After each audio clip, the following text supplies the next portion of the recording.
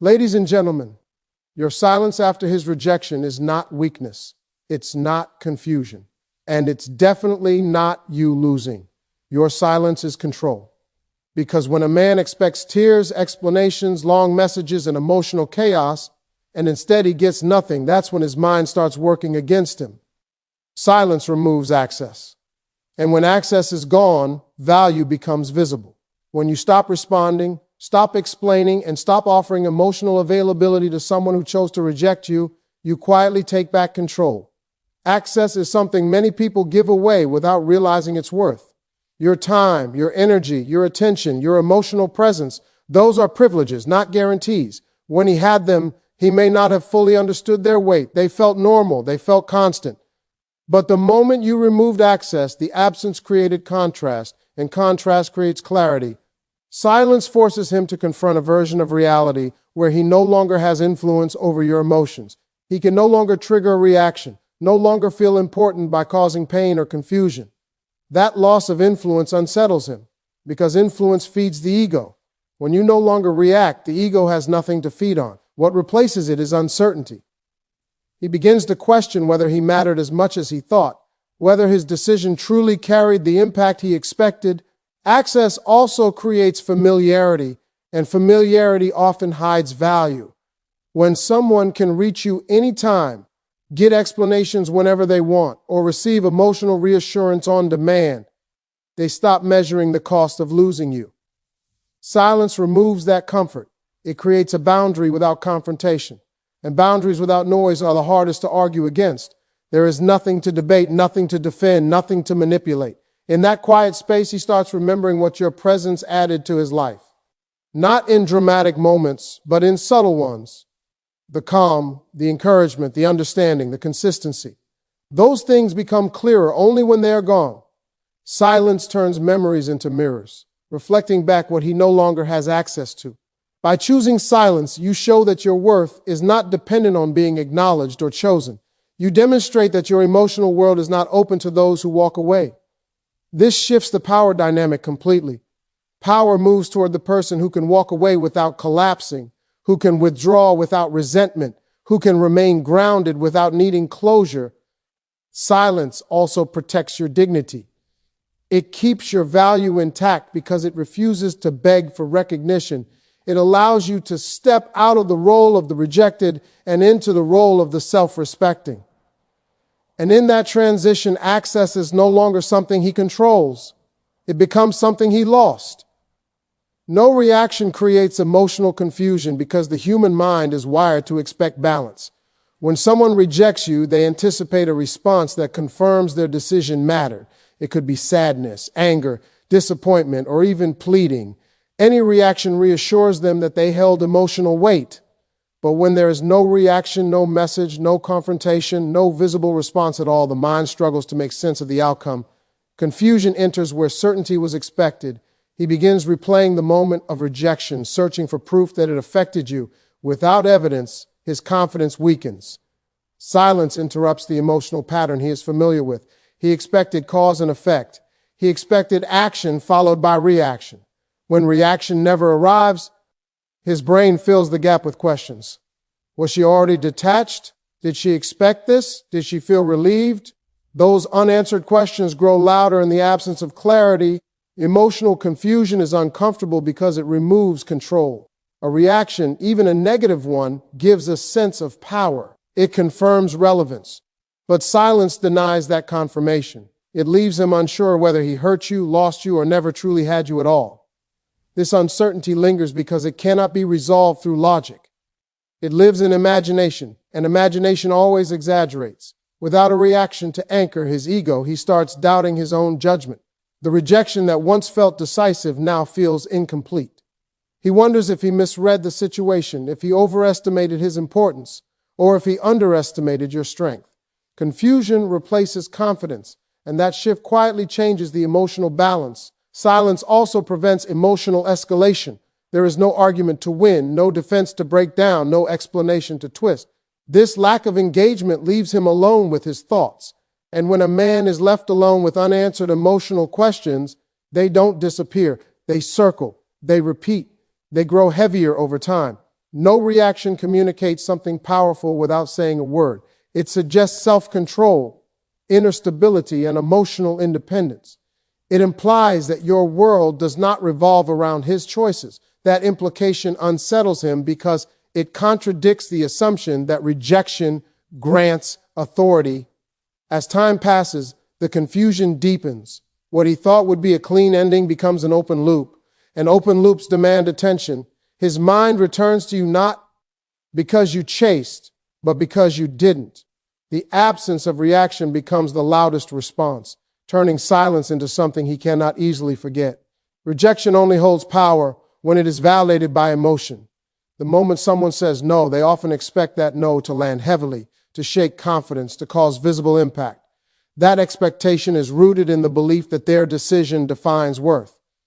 But when rejection is met without validation, its authority quietly collapses. No tears, no arguments, no long explanations, just emotional neutrality. That absence strips rejection of the reaction it feeds on. Validation tells the rejecter that their choice mattered, that it carried weight, that it shifted the emotional balance in their favor. When you don't validate it, the rejection feels unfinished. It no longer feels like a decisive moment, but like a statement that floated into the air and never landed. Without emotional confirmation, the mind searches for proof that the rejection succeeded, and when none is found, doubt begins to form. Rejection is often less about truth and more about ego. It is a way for someone to feel powerful, chosen, or in control. But power requires acknowledgement. Without it, rejection loses its bite. Silence communicates that your self-worth was not placed in his hands to begin with. It suggests that his decision did not grant him the role of judge over your value. As time passes, the lack of validation reframes the memory. Instead of remembering a moment where he rejected you, he remembers a moment where nothing happened. No emotional shift, no dramatic consequence. That absence feels wrong to the ego. It raises uncomfortable questions. Did she care? Did she already know her worth? Did the rejection even register? When rejection isn't validated, the emotional roles reverse. The one who expected impact becomes the one seeking meaning. He starts to analyze his own behavior, replaying words and tone, wondering if he missed something. The certainty he felt at the moment of rejection fades, replaced by curiosity and unease. This lack of validation also preserves your inner balance. You are not pulled into proving, defending, or shrinking yourself. You remain intact. And that intactness is threatening to anyone who expected emotional collapse. It disrupts the narrative that rejection defines the end of your strength. By refusing to emotionally confirm his decision, you quietly take away its significance. The rejection no longer marks a turning point in your identity. It becomes just a moment that passed without permission to reshape you.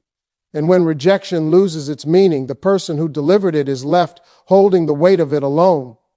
Distance has a way of revealing emotions that pride initially hides. In the moment of rejection, confidence often leads the decision. There is a sense of certainty, a belief that walking away is easy, justified, even empowering. But distance changes the emotional timeline. It removes distraction, removes immediacy, and replaces noise with quiet. And in that quiet, regret doesn't arrive loudly. It arrives slowly. Delayed regret begins when the ego relaxes. At first, he may feel unaffected, even relieved. He tells himself he made the right choice, that moving on was necessary. But time introduces space, and space invites reflection. Without your presence, the emotional gaps start showing. The comfort you provided, the stability, the understanding, the way you listened without judgment, those things don't announce their value until they're missing. Distance forces comparison. Every new interaction is unconsciously measured against what he lost, and most replacements fall short, not because they are bad, but because they lack familiarity mixed with emotional safety. That's when regret starts forming, not as pain, but as discomfort, a subtle sense that something important was discarded too easily. Regret also grows because distance removes the ability to correct the decision. When you are no longer accessible, when you are no longer checking in, explaining yourself, or offering emotional availability, the door feels heavier. What once felt open now feels uncertain. and uncertainty amplifies the sense of loss. He starts wondering if reaching out would even be welcome, if the version of you he left behind still exists. Time turns moments into memories, and memories have a way of softening edges. Arguments fade, justifications weaken. What remains are feelings, the laughter, the connection, the consistency. Distance edits the past in favor of what felt good, not what went wrong. And that edited version becomes the source of regret. Delayed regret is powerful because it comes when defenses are down. There is no argument to win, no pride to protect in the same way. The emotional weight hits when he least expects it, often when life slows down. Quiet nights, familiar places, small triggers bring you back into his thoughts. Distance also shows him something he didn't expect, that you continued without him, that your world didn't collapse. That realization carries its own sting, because regret isn't just about losing someone, it's about realizing they were stronger, more valuable, and more complete than you gave them credit for, and that recognition often arrives too late. Self-respect speaks louder than words because it communicates value without explanation. When someone walks away or rejects you, the natural instinct is often to argue, explain, or convince. That instinct comes from a place of attachment and desire for validation. But true power lies in holding your dignity intact, in refusing to let another person's choices dictate your sense of worth. Self-respect becomes the quiet force that others notice, even when you say nothing at all. When you maintain self-respect, your actions and inactions both convey strength. Silence, composure, and consistent behavior show that your world does not revolve around someone else's approval. There is no need to chase, no need to justify, no need to shrink yourself to fit someone else's expectations. This kind of restraint is far more powerful than words because it cannot be argued with, dismissed, or manipulated. It exists independently of anyone else's opinion. Self-respect also shifts the emotional balance in relationships. Those who sought to control, manipulate, or diminish your confidence find themselves faced with boundaries they cannot penetrate. They realize that rejection or absence no longer has the emotional leverage it once did. When someone expects a reaction and receives calm, dignity, and detachment instead, it unsettles them in a way that words rarely achieve. Your composure becomes the proof that you are whole and independent, that your value is not up for debate. Moreover, self-respect protects your energy. When you refuse to engage in unnecessary explanations or emotional pleading, you preserve your mental and emotional space. That preservation allows you to focus on your growth, your goals, and your happiness rather than someone else's approval. And in turn, this independence radiates outward, making you more magnetic and respected.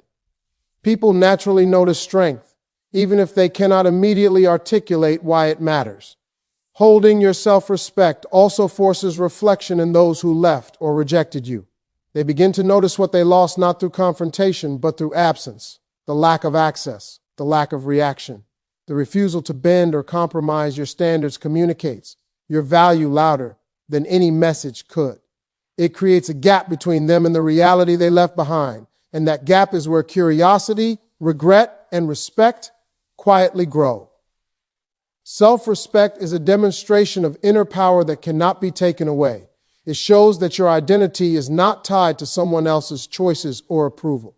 It teaches that true influence comes not from chasing or explaining, but from holding firm, standing tall, and allowing your dignity to speak for itself. It is the silent language of strength that resonates far beyond what words could ever achieve.